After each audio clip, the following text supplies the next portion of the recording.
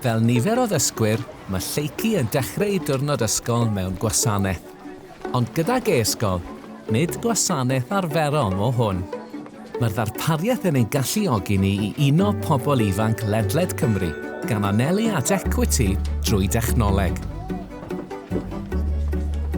Mae'r cynnwys yn rhyngweithio, yn ddiddorol ac yn rhad ac am ddim i bob ysgol. Dyle'r un dysgwr gael ei ddiffinio yn ôl ei leoliad. Ein nod felly yw darparu equity addysgol i ddysgwyr o fôn i fynwy.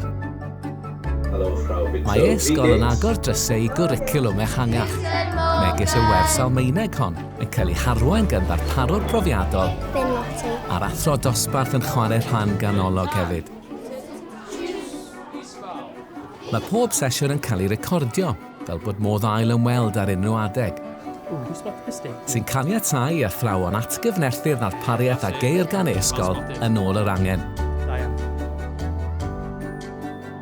Uchafbwynt arall i lleici yw'r e-Steddfod.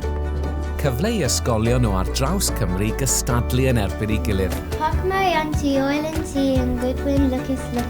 Cyclists yn y parc gyda ffrindiau.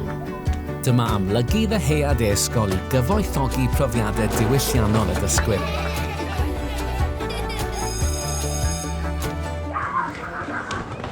Dewch i ddarganfod mwy am sut mae e-ysgol yn llunio dyfodol dysgwyr Cymru.